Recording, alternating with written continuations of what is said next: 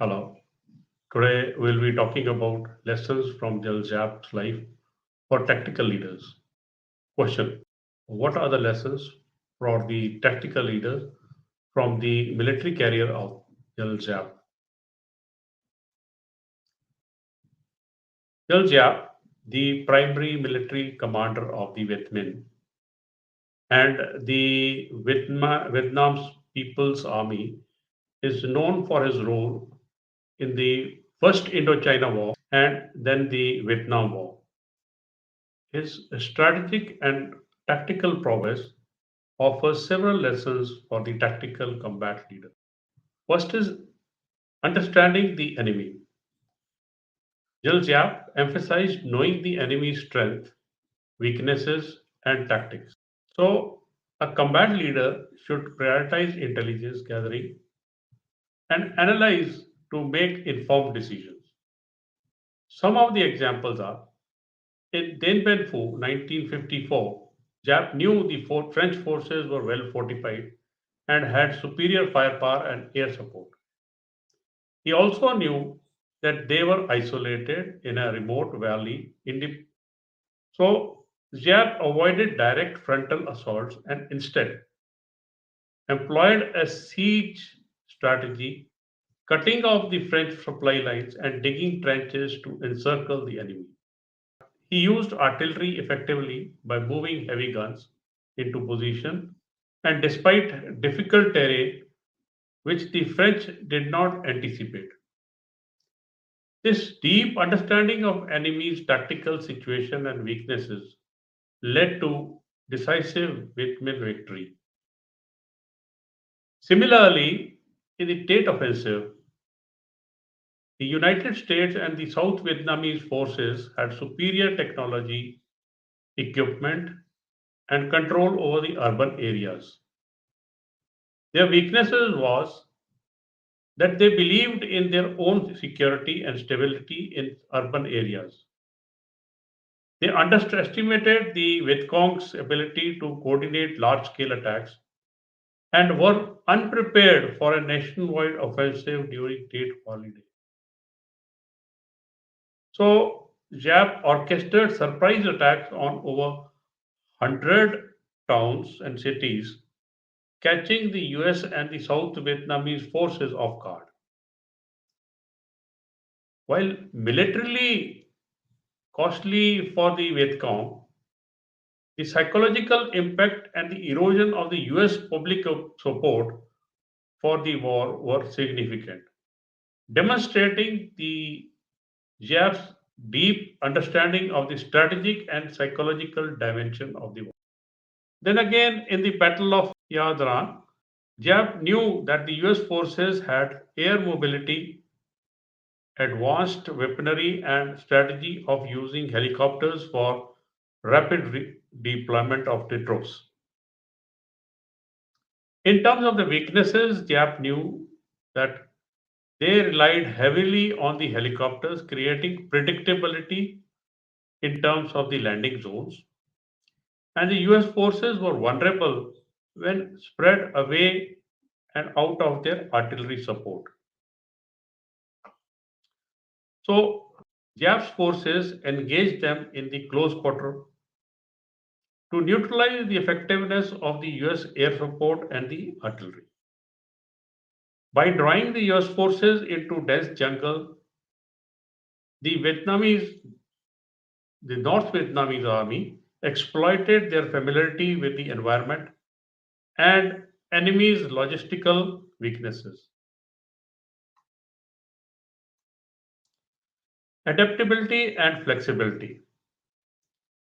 Giap demonstrated adaptability by employing guerrilla tactics against a stronger opponent and conventional warfare when advantageous to him.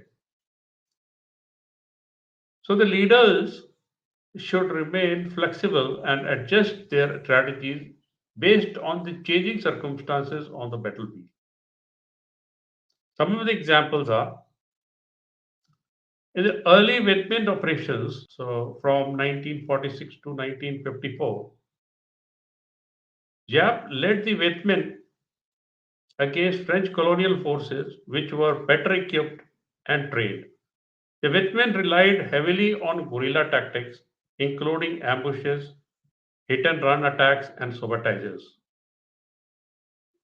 They utilized their superior knowledge of the local terrain to avoid large scale confrontation and instead focused on smaller, more manageable engagements that wore down the French forces over time. Giap's strategy was to build up Vietnam strength gradually, bidding time until they could engage the French more directly. This period saw the Vietnam perfecting their guerrilla tactics while simultaneously preparing for future conventional battlefield. Again, in the Dien Bien Phu, there was a marked shift from guerrilla tactics to the conventional warfare.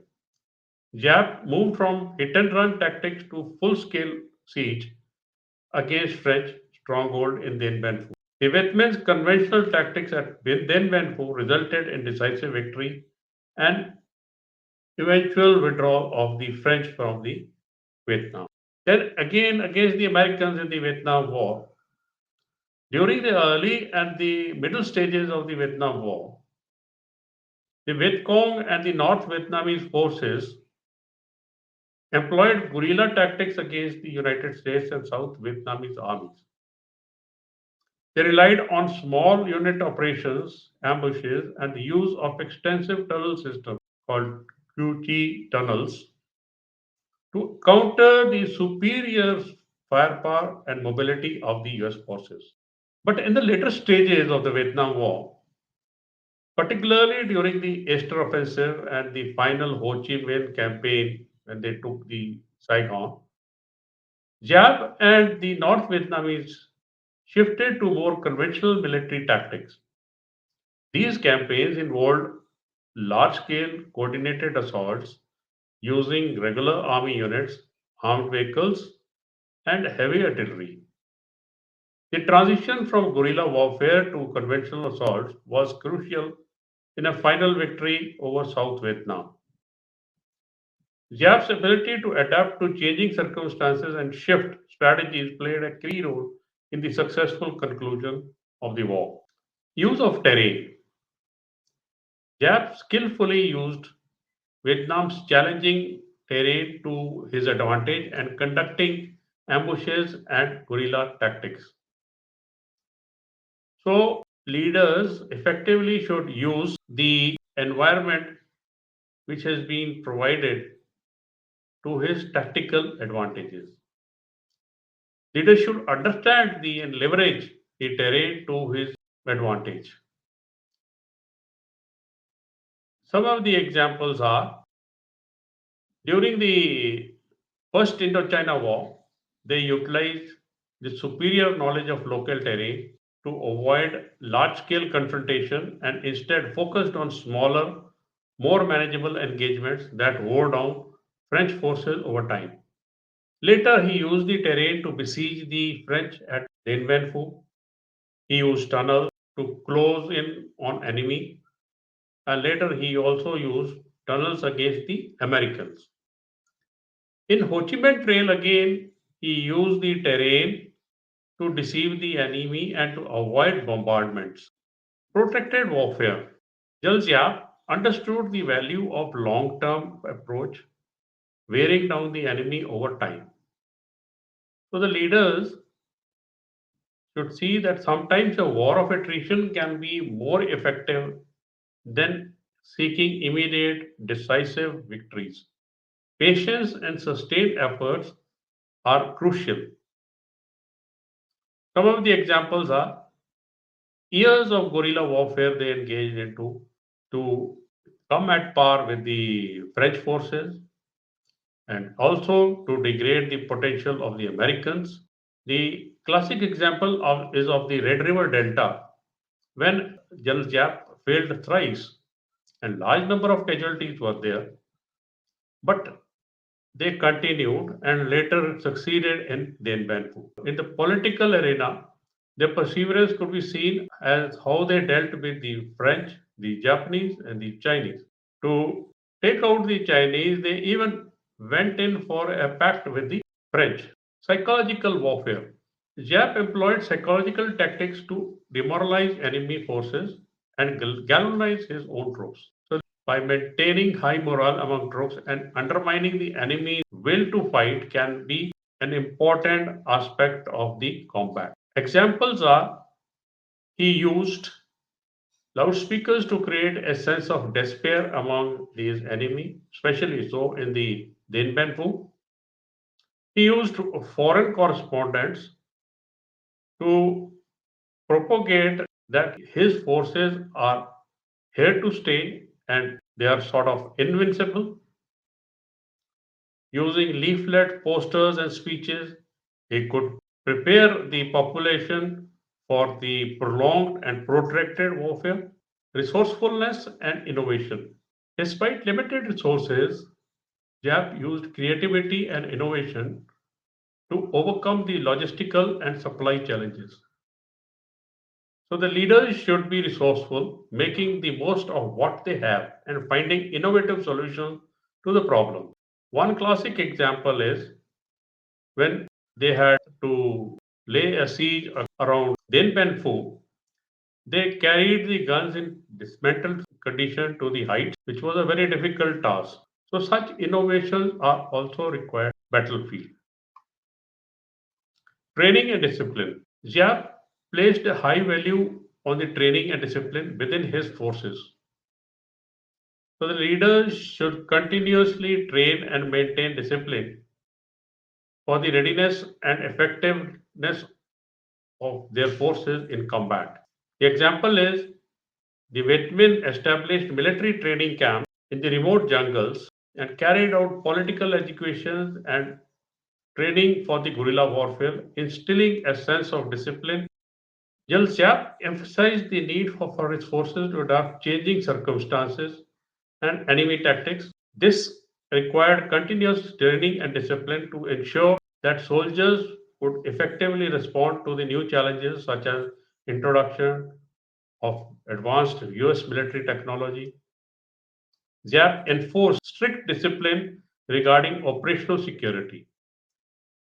During the major campaigns such as Ho Chi Minh campaign in 1975, he ensured plans were kept secret, requiring strict adherence to orders and protocols among the troops. There are some other lessons like which are at the higher level, like the political and the military integration. So Giap integrated political objectives with the military strategy, recognizing that the military victories alone are insufficient. So the tactical leaders should consider the broader political and the strategic context of their operation to ensure alignment with the overall goal. Another one is the unity of command and decentralization. Giap ensured clear command structures but also empowered lower level leaders to make decisions.